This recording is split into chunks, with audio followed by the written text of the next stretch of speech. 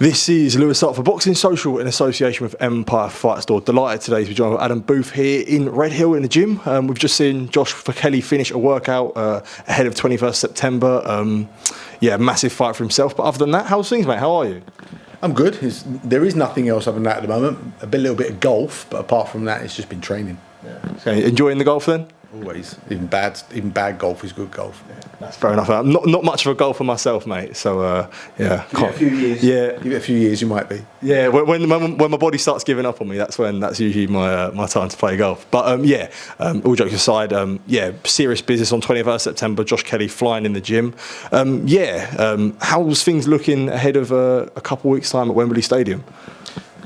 It's a pretty standard generic question, so you'll get the standard generic answer.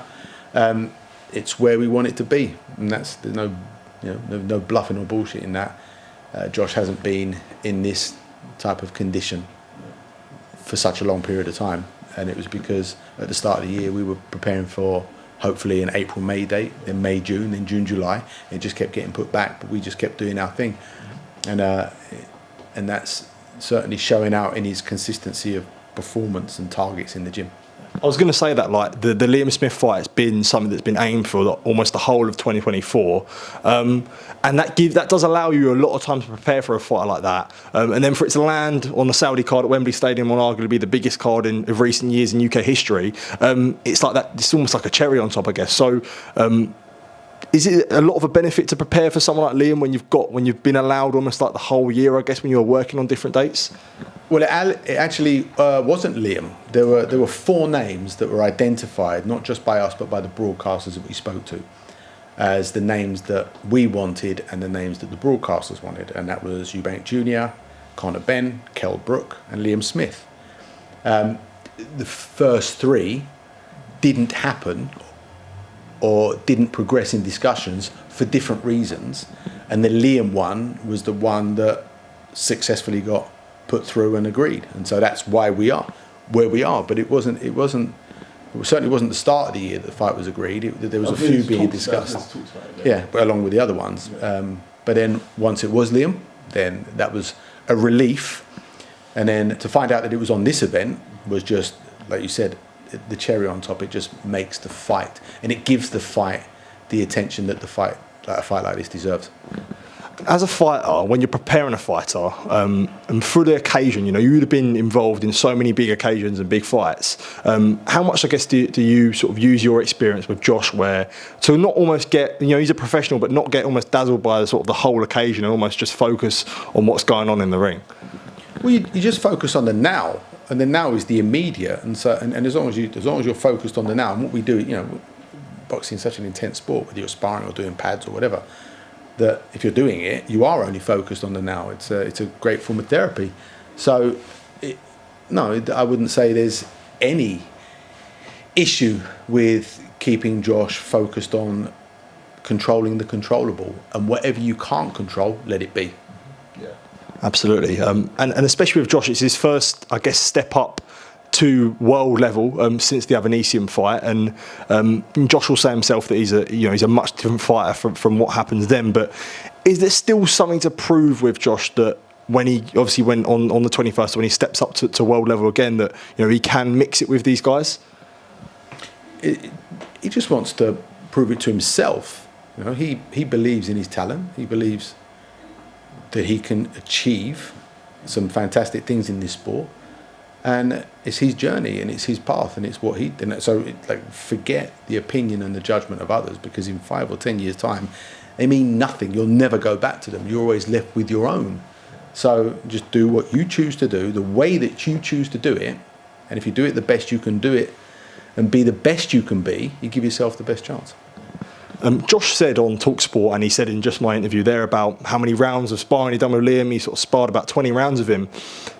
I know sparring, does it make it somewhat easier to prepare for, because there's an opponent, there's someone that's familiar, and you're familiar with him, we're doing rounds of him?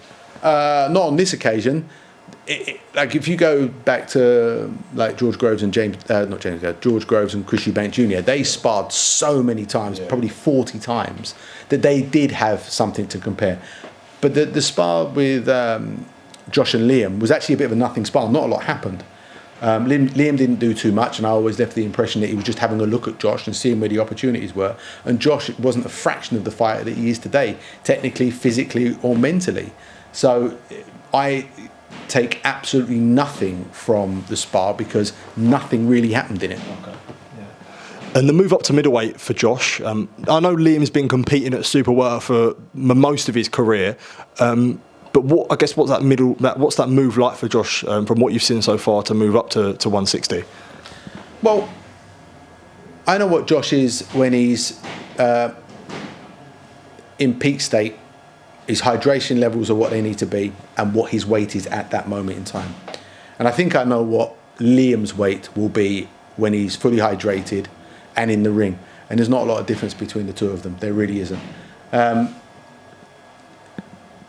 They are both big super welterweights. Yeah.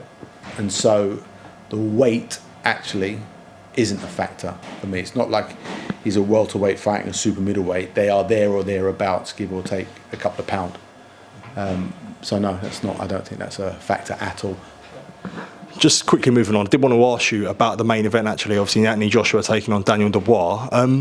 When you look at this main event stylistically as a matchup, you've got AJ, who's the experienced individual, who's been at world level for a long time, and Dubois, this almost sort of got a new lease of life under Don Charles, that some may say.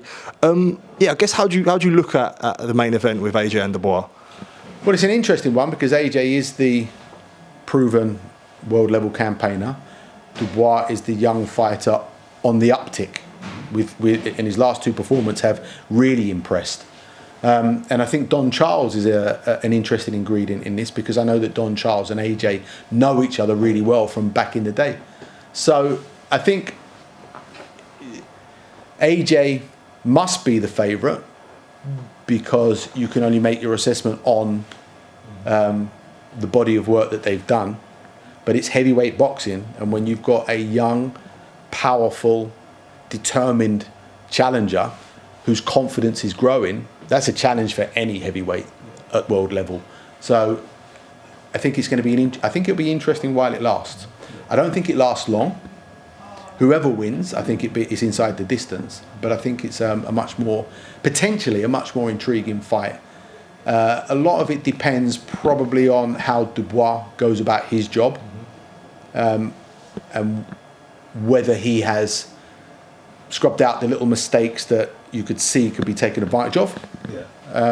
But yeah, I mean, it's a great matchup. I appreciate this might be a bit of a loaded question. When it comes to looking at the AJ Dubois fight, how would you look at it in terms of, a lot of people make claims about Dubois saying that, he's got his sort of all the memories of the Usyk fight and the Joyce fights, that's all behind him under Don Charles.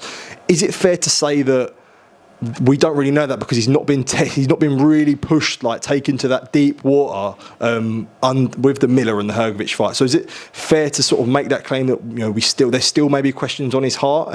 But as for AJ as well, is there still questions to be asked on this new lease of life that he has, because we haven't really seen him tested with an elite level operator yet? Is sort of those claims sort of fair? You have seen AJ tested with an elite. Seen under Ben Davison. Okay, but the coach changes, but the fight is still the fighter. In his brain, he still has the experience and knowledge that he's accrued in his career. So, no, like AJ has proved that he can get up off the floor and win a fight. He can prove. So I meant since like post the Usyk fight. Okay. Yeah. Sorry about that. Sorry, I didn't mention. No, but what's the question then? What is? So is there, because obviously people, they made their claims after the second Usyk fight, and now after the Otto Valley knockout and after the knockout of Francis Ngannou, sort of as naturally people would get carried away and say, AJ might be the best heavyweight in the world. He could beat Fury and this and that. Are people taking too much from that, considering that the level that he's competing at isn't of that elite like Usyk and Fury? He already has a wealth of experience. Just go through his body of work. His loss to Usyk was on points. He got outboxed. He performed better in the second fight and more aggressively and made Usyk work harder, but he still got outboxed by a master boxer who's the best in the world at the moment. And then he's had a couple of relatively comfortable comeback fights. But AJ is still AJ. Yes, he's going to be adopting some new techniques and some new strategies, and that's what's going to make it interesting. potentially for the better or the worse, because when you have a new tool, you still got to learn how to use it, and when you're doing it on a big event, it takes some nerves to do that. It's an interesting matchup because of all the ingredients. Yeah. Last one from myself. Just an update on David Adelaide and Felix Cashel. I know guys in the gym. What is the latest with obviously them two fighters? So it looks like David's going to be fighting in November, and I'm hoping that Felix gets out by the end of the year. Absolutely. Adam, as always, thank you for taking time to speak to me. Really appreciate it. And yeah, all the best for 21st September. And appreciate you letting me come down to the gym and watch Josh train and interview you. So I appreciate it, mate. Thank you.